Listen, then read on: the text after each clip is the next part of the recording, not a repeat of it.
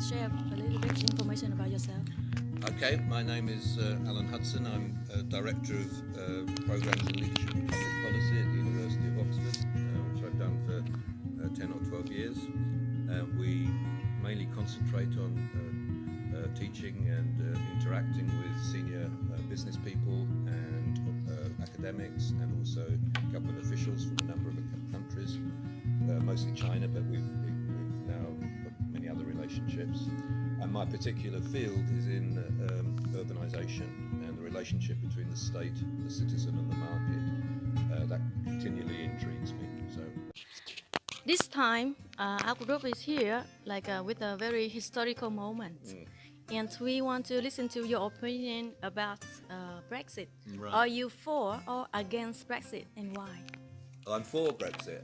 Let me say one thing beforehand, is that Professor Peter asked me whether there was going to be a problem about getting another visa for Europe if Britain had already exited the European Union at the end of March.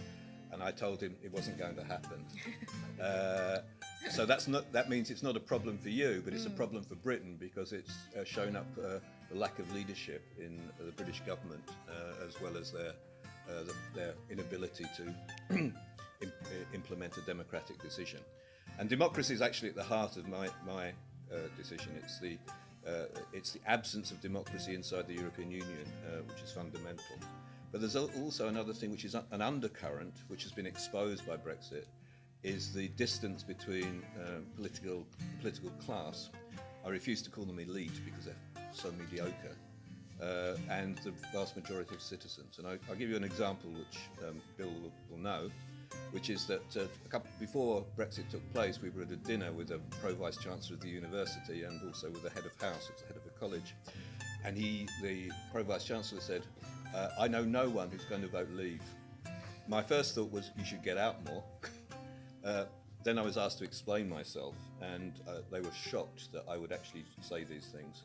But the 4 points that I would say why I'm opposed to the European Union is, first of all, the point I've already made, that it's fundamentally anti-democratic. In fact, it's so hostile to democracy that it's against the tradition of European development for the last 300 years.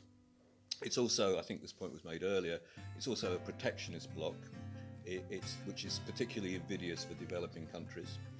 It's actually shrinking as a proportion of world economy and trade anyway, so that leads Britain to become more adventurous outside it. It has a racist immigration policy, as you can see from people drowning in the Mediterranean, and so to call people who vote leave racist is a bit rich. And finally, it denies innovation because it defends the monopolies position of many major companies. So they're my 4 reasons for wanting to leave. And what other reasons do you think that people out there want to leave UK? Well, of course, it was mixed, and I would again reassert. I mean, the most striking slogan of the campaign, and one should say that the Leave campaign was much more positive. Remainers could not say anything positive about the European Union. The most positive thing they could say was, "Oh, it might be able to reform it," which is not true. But the positive slogan was "Take back control," which it is our responsibility to run our lives, and we do that through democratic discussion with our fellow citizens. And that's, I think, the most inspiring thing about the campaign. And it galvanised political activity. And one of the tactics, I think, of the government and of many of the Remainers now is to spin the whole thing out to demoralise people. Very rarely do people stay involved in political activity, even by just voting, for any length of time. Usually you can see people have one moment when they get involved, and if it doesn't work, they go back into a sort of passive or quiescent state. That hasn't happened yet, and I hope it won't. But that's, you can definitely see that as a strategy to spin everything out. Yeah. So basically, they want to make UK great again. Who wants to make UK great again? People? Yes, no, but no, that's not true, because you see, one of the other criticisms of the Remainers is that most people who voted Leave are nostalgic for empire. Well, I'm not, never have been, and most people aren't. It doesn't make any sense to them. If I'm nostalgic, it's for the 17th century revolution in Britain when we executed the king. That's what I'm nostalgic for. But most people don't have that sense of the past. Most people are focused on the present and about their possibilities, and they do not want to go back to a Britain of the 1950s or further back. They recognise the great changes and the positive features, and Britain is one of the most liberal countries in the world in terms of its attitude to other people, its attitude to other cultures, its attitude to marriage and things like this. So yeah, I'm much more confident about the people than I am about the government. All right. So in terms of comparison between Britain in Europe Union and Britain by itself separated, so do you think what is the advantage and disadvantages? I can't see any particular advantages in staying in. Yes. The advantages of going out, I mean, it's a question of risk, is an opportunity. None of the Project Fear projections of the Remain campaign have been borne out. It would be hard work, but Britain can orientate itself to the global economy and not be restricted by its relationship to the European Union. That means having something to sell. I mean, most of the discussion is about trade, or who will you trade with. Trade is a secondary consideration. Yeah? Trade is a consequence of whether you've got something good to sell. Yeah? So that's the real problem for the British economy. It's the nature of production and productivity, and to reorientate itself around new areas, because it's no good going back to the past. So innovation, into investment in nanotechnology and robotics and all those things, to utilise the education sector of Britain, which is one of the best in the world, and to go into the markets which are open.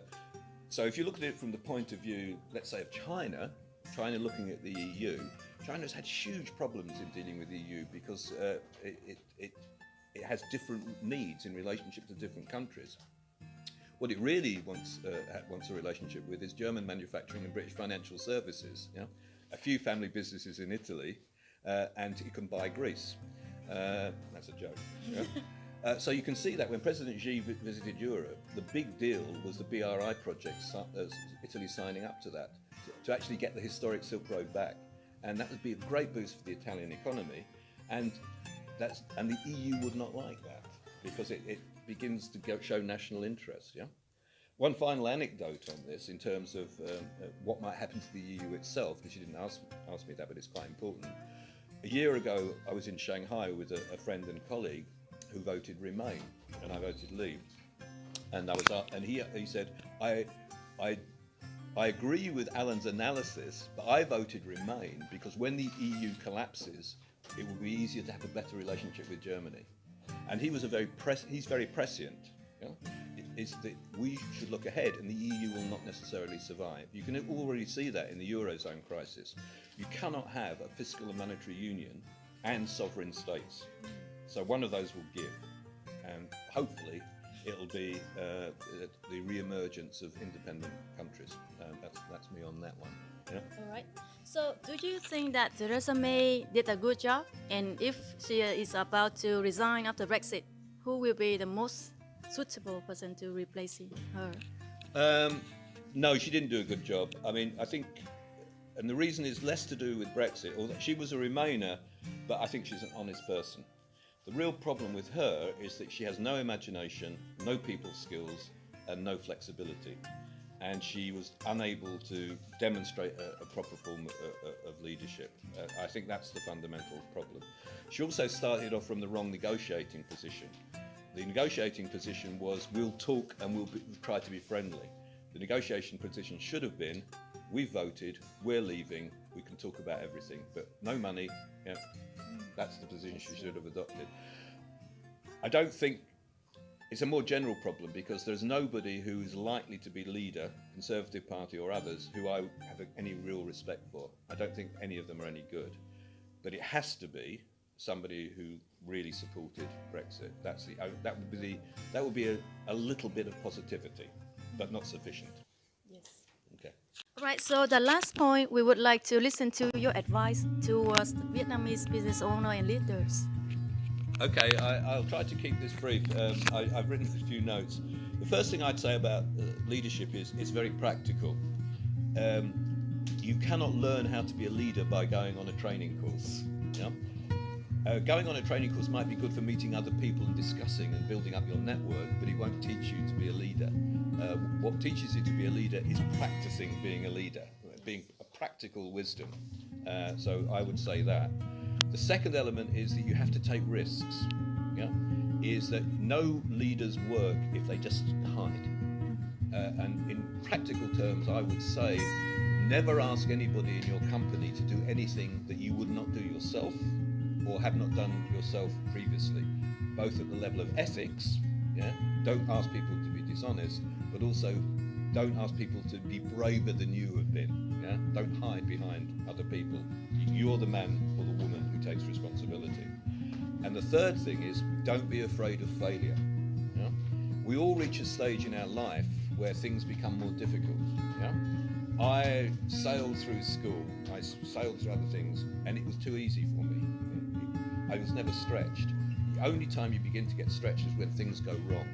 I don't mean, it's not good to have a total failure where you're finished and you die, but you learn much more from failure than you do from success. So I would say, don't hesitate to take risks, be prepared to fail, and be prepared to build resilience to come back.